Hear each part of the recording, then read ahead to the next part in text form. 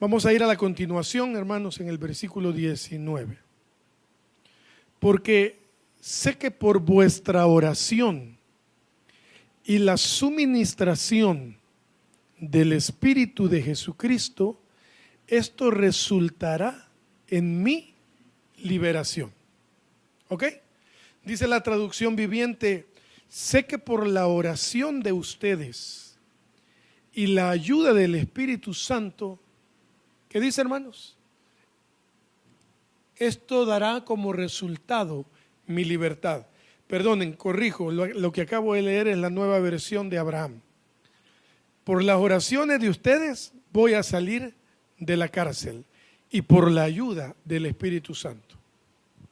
Entonces, hermanos, está claro que Pablo sigue preso. Ya hablamos de un Pablo gozoso en la cárcel, ¿verdad?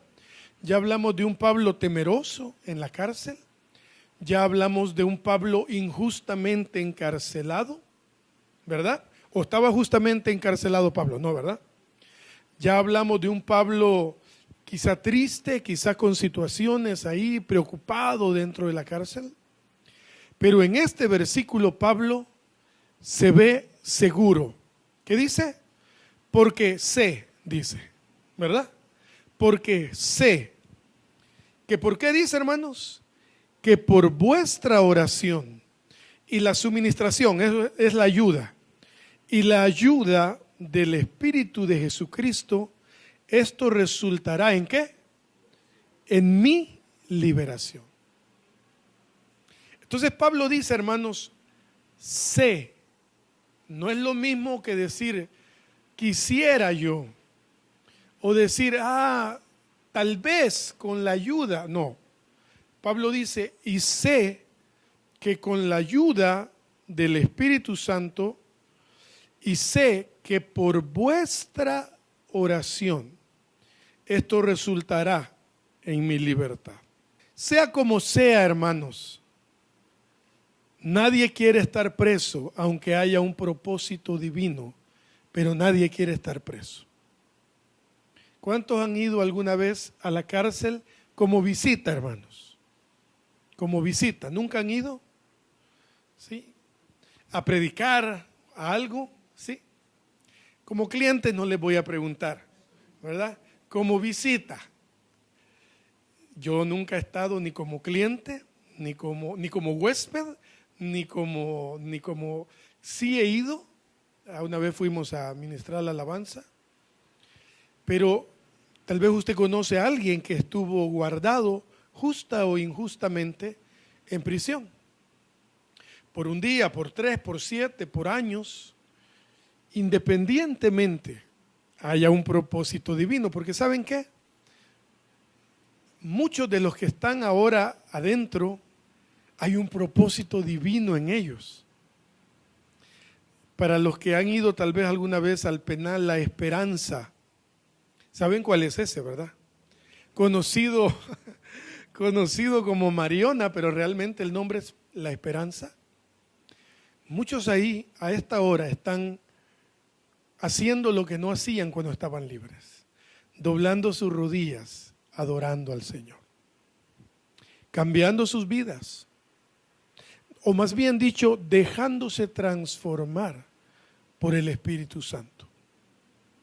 Hasta ahí.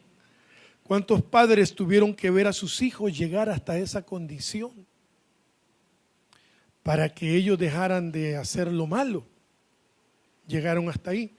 Pero bien, hermanos, hoy no es un tema de por qué se llega a ser huésped de La Esperanza, sino el punto que yo quiero resaltar es, hermanos, sea como sea, con el propósito que Pablo estuviera preso, se nota, ¿verdad? Es obvio, hermanos, que Pablo no quería estar preso. Él decía, si tengo que estarlo, pues lo estoy. Pero también se llena de esperanza. Yo me lo imagino escribiendo esa carta, hermanos, con nostalgia. Algunos creen que no era maltratado por su condición de ciudadano romano. Pablo, a pesar de ser judío, también tenía la nacionalidad italiana o romana, ¿verdad? Eso es como que usted hoy tenga un pasaporte de o la Unión Europea o un pasaporte americano de los Estados Unidos, hermanos. Si usted tuviera un pasaporte de esos y llega a caer preso por A o Y, B, Z razón en otro país, la embajada de los Estados Unidos lo visita a usted. Y tampoco es que le lleven un televisor de 56 pulgadas, pero al menos tiene una especie de cobertura, ¿verdad? Por decirlo de alguna manera. Entonces, Pablo, dicen los que estudian, que incluso se le permitía que lo visitaran. Y es cierto.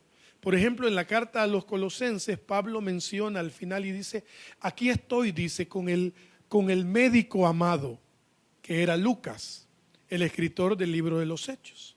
Entonces, Pablo tenía, digamos, hermanos, algún que otro, no sé si decir privilegio, pero tal vez ya no estaba con los pies en el cepo, como en Filipos, tal vez ya no estaba en el calabozo más profundo. Pero hermanos, la jaula, aunque sea de oro, sigue siendo jaula, hermanos. Sigue siendo. Y yo me lo imagino, no sé cuánto tiempo tendría Pablo de estar ya ahí. ¿Cuánto creen ustedes que tuviera? ¿Con cuánto tiempo de estar presos ustedes ya estarían un poquito desesperados? Con un día. Pablo no tenía un día, Pablo ya tenía quizá meses de estar allí. Yo me lo imagino con Marcos, con Lucas, allí escribiéndole a los filipenses y diciéndoles, miren, sigan orando por mí. Sigan orando por mí. Por vuestra oración y la ayuda del Espíritu de Jesucristo, esto resultará en mi liberación. Ahora, hermanos, ¿qué podemos ver de este versículo, aparte de lo que acabo de mencionar? La importancia, hermanos, de orar los unos por los otros. Pero es de suma importancia.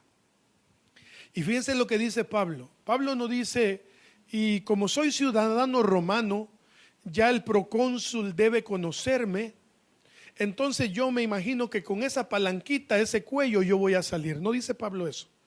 Dice, por vuestra oración y la ayuda del Espíritu de Jesucristo, yo podré salir libre. ¿Lo entienden, hermanos? Pablo le da la importancia que se le debe dar a orar los unos por los otros.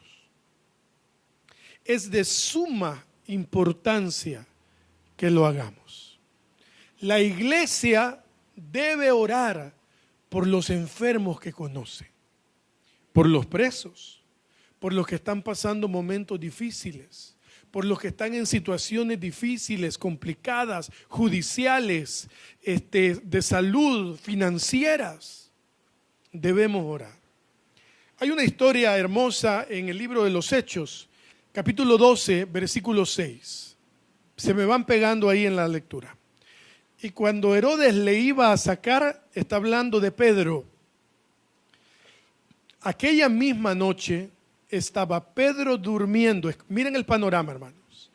Estaba Pedro durmiendo entre dos soldados, sujeto con dos cadenas, y los guardas delante de la puerta custodiaban la cárcel. O sea, supónganse que esta es la celda. Pedro está en medio, hay un soldado durmiendo a la par de él y otro soldado durmiendo a la par de él, a la izquierda y a la derecha. Y no solo así, sino que Pedro tiene cadenas en sus manos. Y dice la palabra que en la puerta habían más guardias escoltándolo, ¿cierto? Dice, y los guardas delante de la puerta custodiaban la cárcel. Y he aquí que se presentó un ángel del Señor Y una luz resplandeció en la cárcel, y tocando a Pedro en el costado, le despertó, diciendo: levántate pronto. Y las cadenas se le cayeron de las manos. Te voy a utilizar, Javier. Estaba dormido y de repente viene el ángel y le dice: hey, pegó el brinco Pedro, ¿verdad? Le toca el costado, en buen salvadoreño le puya las costillas. Y hermanos, en el momento, dice la palabra, que las cadenas se le cayeron de las manos. Versículo 8, le dijo el ángel: cíñete, átate las sandalias, y lo hizo así. Y le dijo: envuélvete en tu manto y sígueme. Y saliendo le seguía, pero no sabía que era verdad lo que hacía el ángel, sino que creía que veía una visión. Pedro creyó que estaba soñando, hermanos. Habiendo pasado la primera y la segunda guardia, llegaron a la puerta de hierro que daba a la ciudad, la cual se le abrió, ábrete sésamo, ¿verdad?, por sí misma. Y salieron, pasaron una calle, y luego el ángel le dio la mano, le dijo: bueno, ya estuvo mi trabajo, se apartó de él. Entonces Pedro, volviendo en sí, dijo: hey, ahora entiendo verdaderamente que el Señor ha enviado su ángel y me ha librado de la mano de Herodes y de todo lo que el pueblo de los judíos esperaba. Y habiendo considerado esto, llegó a casa de María, la madre de Juan, el que tenía por sobrenombre Marcos, donde muchos estaban reunidos, ¿qué, hermanos? Orando. Pero fíjense, pudieron haber estado orando por otras cosas, pero antes del versículo 6, el versículo 5, hermanos, es maravilloso. ¿Podemos poner el versículo 5? 12:5, ahí lo vamos a entender. Así que Pedro estaba custodiado en la iglesia, en la cárcel, pero la iglesia hacía sin cesar oración a Dios por él. Iglesia querida, la importancia de orar los unos por los otros. Hermanos, voy a hacerles una petición. Oren por mí cuando se acuerden de mí y por mi esposa. Porque el enemigo, hermanos, no juega a ser enemigo. Nos quiere destruir a como dé lugar. Como sea, a como dé lugar. Voy a hacerles otra petición. Oren por los diferentes matrimonios de la iglesia. El enemigo, hermanos, está queriendo destrozar los matrimonios. Ha atacado a los líderes. La iglesia del Señor tiene una escasez de liderazgo.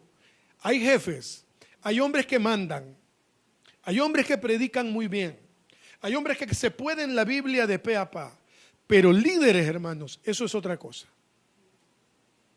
Hay una ausencia, una escasez de liderazgo en el hombre, porque está desenfocado, está enfocado en otras cosas, en cualquier otra cosa. Hermanos amados, oremos, pidámosle al Señor. Al final, hermanos, Él hará su voluntad, gloria a Dios, pero no desistamos de orar.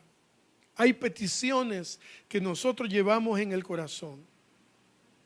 Oren por nosotros, nosotros oramos por ustedes. Entonces, hermanos, Pablo le dice a la iglesia: voy a salir de la cárcel. ¿Por qué? Porque sé que ustedes estarán orando por mí.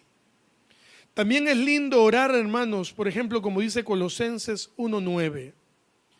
Por lo cual también nosotros, desde el día que oímos, no cesamos de orar por vosotros, le dice Pablo a los colosenses. Y de pedir que, ¿qué?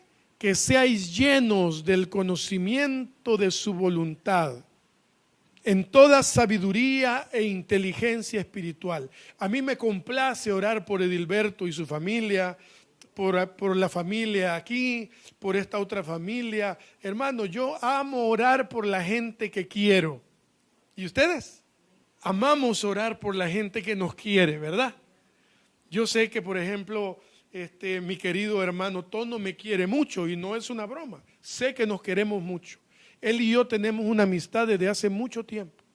Y me complace orar por él, porque yo lo quiero y él me quiere a mí. Eso es muy lindo. Pero Jesús nos dio una última indicación. Nos dijo en Mateo 5:44. ¿Están listos, hermanos? Pero yo os digo, ¿dijo quién? Jesús. Amad a vuestros enemigos. ¿Cuántos tienen un enemigo? Uno. No. Bueno, gracias a Dios. Ocultos hay un montón, hermanos. Bendecid a los que os maldicen. Haced bien a los que os aborrecen.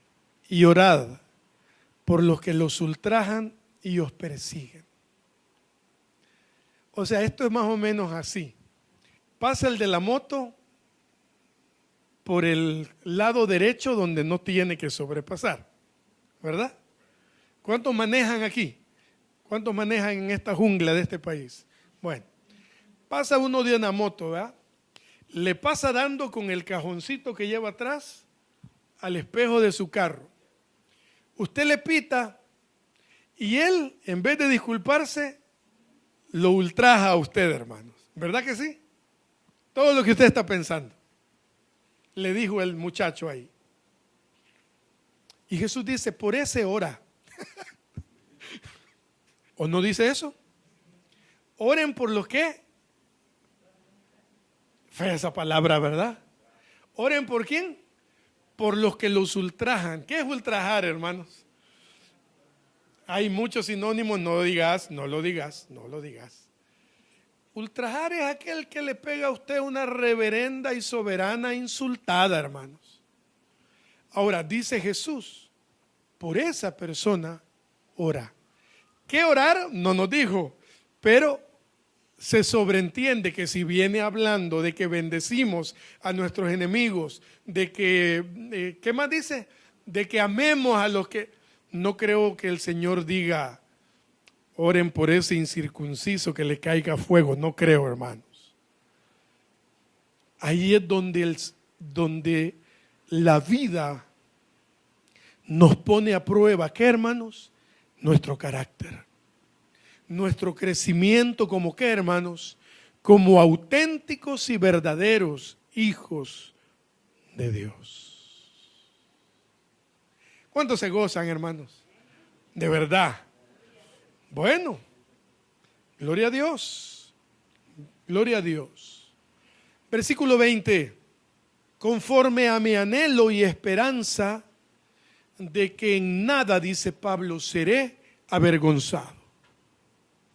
Antes bien, con toda confianza, como siempre, ahora también será glorificado, magnificado Cristo en mi cuerpo, o por vida o por muerte. Pablo habla de vergüenza aquí, hermanos. Y Pablo dice, hermanos, por vuestras oraciones y la ayuda del Señor, no voy a quedar avergonzado. Sé que no quedaré avergonzado. Solo hay dos caminos para la vergüenza. Número uno, por injusticia. El Salmo 3 dice, ¿lo conocen? Oh Jehová, ¿cuántos se han multiplicado mis adversarios? Muchos son los que se levantan contra mí. Muchos son los que dicen de mí, no hay para ti salvación en Dios. Pero dice el 3, mas tú, Jehová, eres escudo alrededor de mí, mi gloria y el que levanta mi cabeza. Con mi voz clamé a Jehová y él me respondió desde su monte santo. Yo me acosté y dormí y desperté porque Jehová me sustentaba. No temeré a 10 millares de gente que pusieran sitio contra mí. Levántate, Jehová, sálvame, Dios mío, porque tú heriste a todos mis enemigos en la mejilla. Los dientes de los perversos quebrantaste. La salvación es de Jehová, sobre su pueblo sea su bendición. ¿Qué piensa la gente de mí? ¿Qué piensa la gente de usted? ¿A cuántos los han acusado injustamente? ¿A cuántos hermanos les han levantado una calumnia alguna vez? ¿De cuántos dijeron, yo lo vi, él lo hizo, ella lo hizo? Y usted, perdón, ¿de qué hablan? Yo me fui de tal lugar porque fulano dijo esto y esto, y usted dice, ¿qué? Yo nunca dije nada. ¿Qué pasa aquí? ¿Qué pasó? ¿Por qué me juzgan? ¿Por qué me condenan? ¿Por qué quieren mi vergüenza? Quizá algunos de ustedes los despidieron de sus trabajos por culpa de alguien más. Quizás algunos de ustedes en su familia han tenido alguna situación por algo que ustedes no dijeron o no hicieron. Hermanos, pero dice la palabra lo siguiente. Romanos 12:19. Romanos 12:19. No os venguéis vosotros mismos, amados míos, sino dejad lugar a la ira de Dios, porque escrito está, mía es la venganza, yo pagaré, dice el Señor. Ese es un versículo muy fuerte, hermanos. Ese es un versículo que no debemos esperarlo, porque uno siempre dice, le pasó esto porque esto y esto. Y si eso llegara a suceder en algún momento, como hijos de Dios, pedir misericordia por aquel que nos hizo daño. Esa es la diferencia entre nosotros y los que no tienen a Cristo. Que los que no tienen a Cristo dicen, ajá, ahí está. Me alegro que le haya pasado a esto. Está bueno. Por eso se lo merecía. Eso es lo que no tienen a Cristo. Los que tenemos a Cristo decimos, Señor, ayúdale. Ten misericordia de él o de ella. Y uno sabe, hermanos. Dice el Salmo, con tus ojos miraréis la recompensa de los impíos. Y el Salmo 23 dice, Señor, tú preparas la mesa en presencia de mis angustiadores. Aleluya. Pero cuidado, hermanos, cuando el Señor toma venganza por nosotros, nunca debemos jactarnos de tal situación. Siempre el Señor pondrá a nuestros enemigos delante de nosotros. Siempre nos los va a poner ahí, hermanos. Porque Dios tiene un sentido del humor tremendo. Usted tiene años de no ver a esa persona y un día se lo encuentra en el bus. Y solo hay un asiento a la par del susodicho. O alguna iglesia llega y se sienta a la par. Y el diácono lo lleva, aquí siéntese. ¿Para qué pasa eso, hermanos? ¿Por qué Dios permite que pase eso? Para probar qué tanto hemos crecido.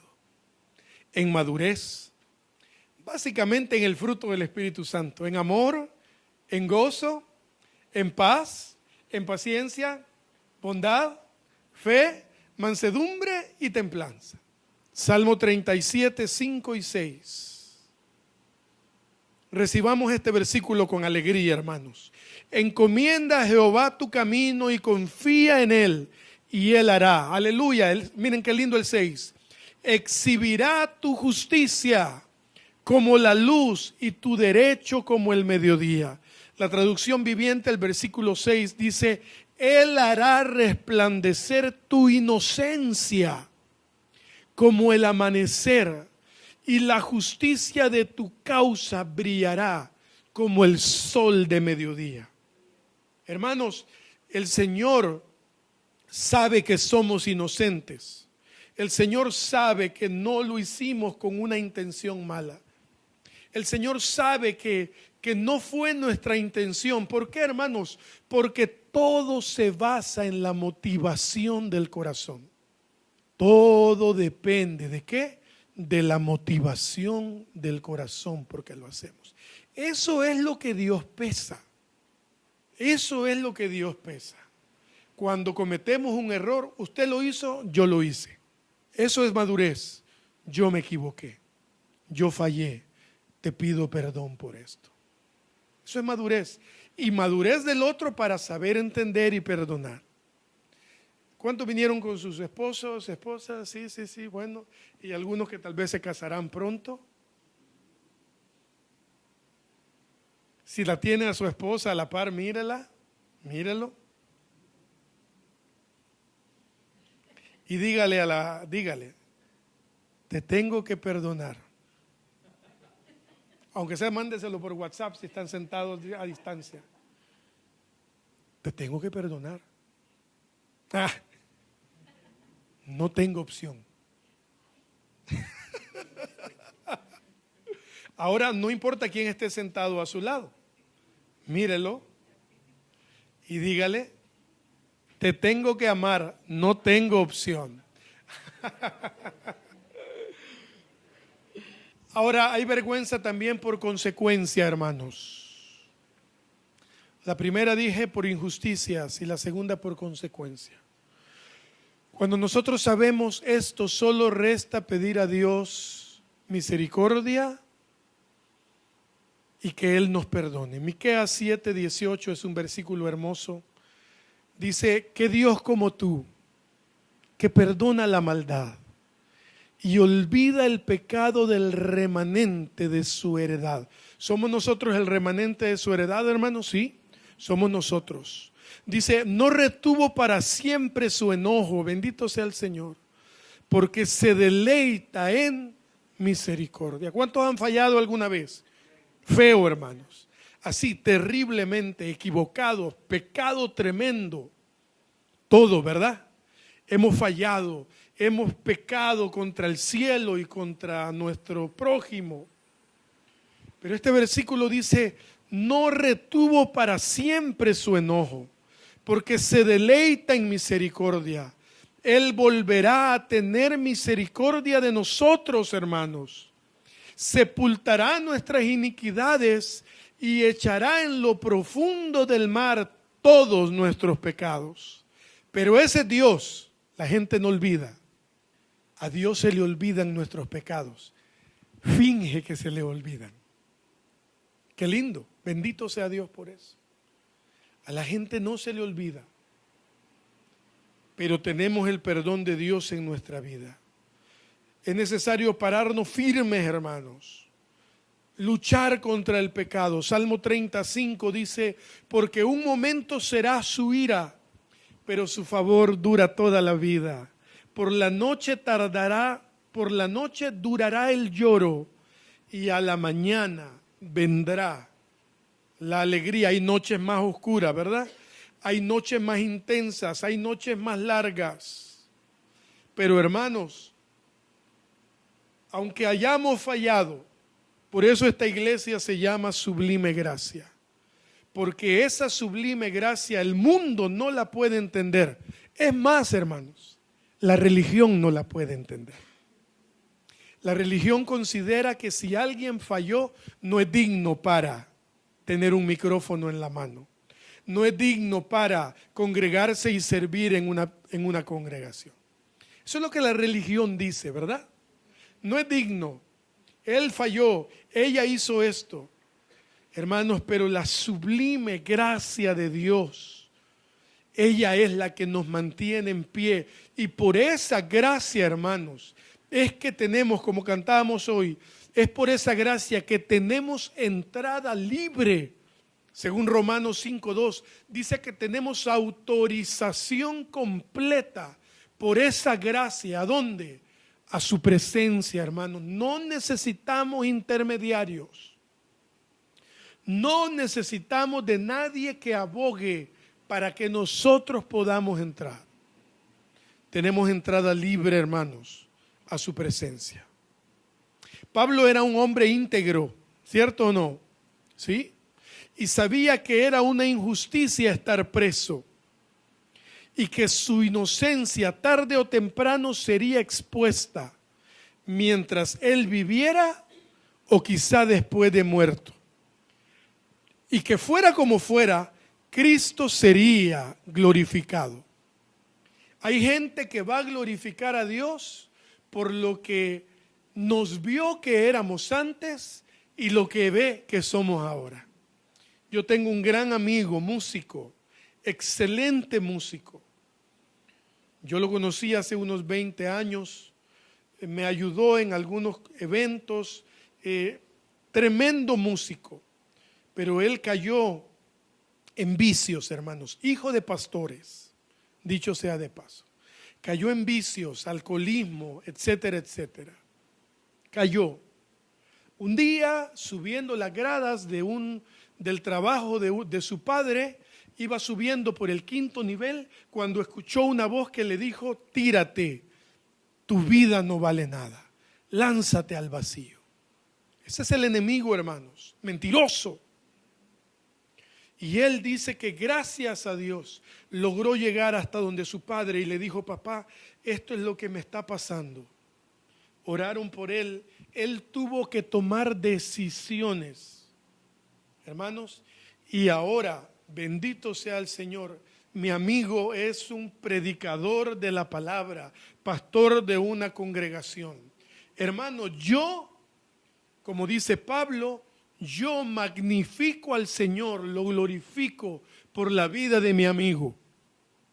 Porque hoy el Señor lo tiene predicando su palabra, enseñando su palabra. Hermanos, el Señor tiene que ser glorificado. Muchos no lo harán, pero los que nos conocieron cómo éramos antes y cómo somos ahora, glorificarán el nombre del Señor. Créanlo, hermanos. Quizás nosotros no nos demos cuenta, porque a veces Dios no deja que nos demos cuenta, para que no se nos suba un poquito. Pero hay mucha gente que da gloria a Dios por nuestras vidas, hermanos, porque ya no somos lo que fuimos. Bendito sea el Señor por eso.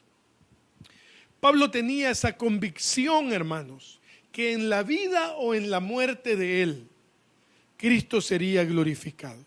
Y nos lo confirma el versículo a continuación, el último versículo que tocaremos esta mañana. Verso 21. ¿Lo conocen? ¿Alguna vez lo han leído ese versículo? ¿Sí? ¿Qué dice, hermanos? Porque para mí el vivir es Cristo y el morir es ganancia. Amén. ¿Cuál es la ganancia de estar muerto? Cristo, ¿verdad? Estar en la eternidad. Obviamente la vida eterna. Pero según el contexto hay más ganancia en la muerte de un hijo de Dios.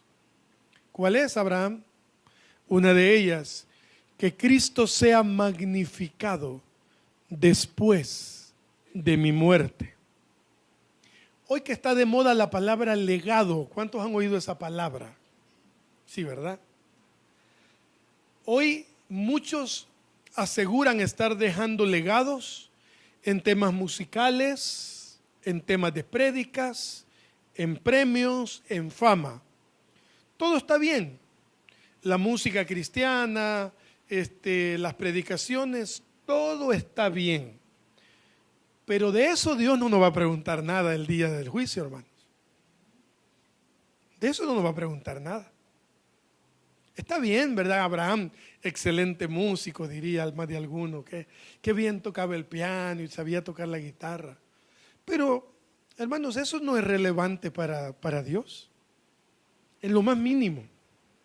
Dios a mí no me va a preguntar, ¿cuántos discos grabaste? Eso no existe, hermanos. ¿Qué tantas notas altas diste? Edilberto, ¿tocabas la batería? ¿Le enseñaste a Wilmer? Eso no tiene relevancia, hermanos. El legado más valioso, porque el otro también es un legado. Después de muerto, el legado auténtico, lo dirán los que yo tuve cerca a mi alrededor. Eso sí. Los que me vieron enojado, hermanos. Los que saben cómo reaccionaba yo cuando estaba enojado, cuando estaba frustrado, cuando estaba alegre. Pablo dice, para mí el vivir es Cristo y el morir es ganancia. Obviamente, luego lo veremos en los siguientes versículos. Pero la pregunta entonces ¿es ganancia para el evangelio que yo muera? ¿Es ganancia para la iglesia que yo muera? ¿Es ganancia para mi familia que yo muera? Y hay una pregunta que siempre me he preguntado, que alguna vez la oí por ahí. ¿Qué pondrían en mi cajita de cenizas? Porque ahora está de moda la canonización, les iba a decir, pero no es eso, ¿verdad? La que es la cremación.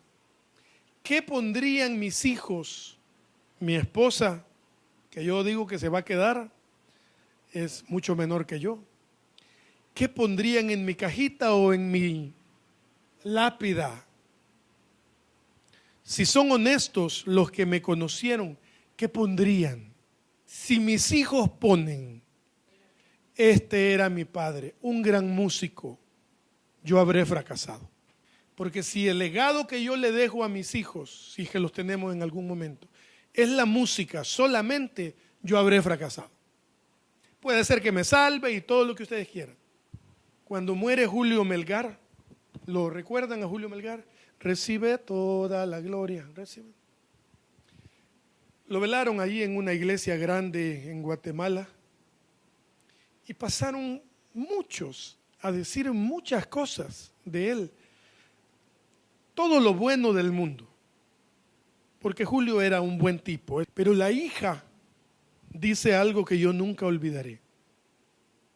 La hija dice, se ha ido mi padre, si hay algo que siempre voy a recordar de él, es que siempre fue el mismo en la iglesia y en la casa. Wow. Mi padre, dice, era un buen hombre, un buen esposo, era un buen padre. Él siempre era el mismo, donde sea que llegaba. Para que yo lo esté mencionando ahorita, es porque hubo ganancia para el evangelio, ¿verdad? Y lo voy a seguir mencionando siempre que pueda, donde sea que vaya. Entonces Pablo dice, para mí el vivir es Cristo y el morir es ganancia, pero hoy estamos profundizándolo más. Siempre decimos, cuando muere el familiar de alguien, vea, tranquilo, bueno, un abrazo, dice la palabra que el morir es Cristo y el vivir es Cristo y el morir es ganancia. Es verdad, es Cristo el vivir, es ganancia para el que muere por la vida eterna. Pero Pablo nos da un contexto y dice que Dios sea glorificado en mi vida y en mi muerte. Eso es lo que dice el versículo anterior. Que ya sea que yo esté vivo o que me maten, que el Señor sea glorificado. Y hoy mencionamos a los que morían en el circo romano, ¿verdad?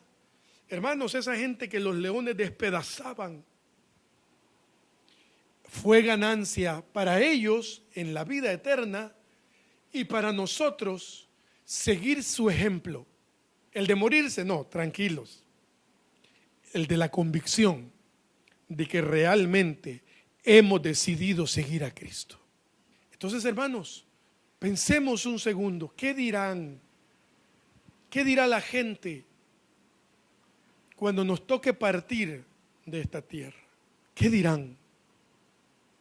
Es una pregunta profundísima, hermanos, en la que no pensamos por lo general. Y no es que algunos estén más cerca que otros, es que la muerte, hermanos, está allí siempre. Tenga la edad que tenga, la juventud que tenga, lo que sea. La idea, hermanos, es dejar un legado realmente, primero en los que lo rodean, hermanos. Porque no podemos ser, y esto no está en la Biblia, candil de la calle y oscuridad en la casa. No podemos. Primero en los que lo rodean. primero en nuestros seres queridos, para los padres que tienen hijos, dejen un legado con ellos. Sus hermanos, abuelos que están aquí, si sus hijos ya crecieron, se fueron, pero tienen sus nietos, sus sobrinos, ¿cuál es el mejor legado, hermanos? Cristo en nosotros. Porque nosotros decimos, lo mejor que le puedo dejar a mi hijo es a Cristo. Sí, pero al Cristo que yo vivo, que Él tiene que ver que yo vivo. No es solo de, yo soy un repugnante y soy un orgulloso, pero Cristo te lo dejo ahí. No, hermano, así no funciona esto. El legado tiene que ser Cristo, el Evangelio que yo vivo, que yo debo vivir. Esa es la idea. De eso se trata, hermanos, profundamente, cuando Pablo dice, para mí el vivir es Cristo y el morir es ganancia. Y leámoslo la última vez, el versículo anterior. Conforme a mi anhelo y esperanza de que en nada seré avergonzado, antes bien con toda confianza como siempre, ahora también será magnificado Cristo en mi cuerpo, o por vida o por muerte. Que el Señor nos ayude, hermanos, a vivir lo que hemos estudiado esta mañana. Que el Señor nos ayude, hermanos. Amén. Bueno, gracias, Señor, te damos.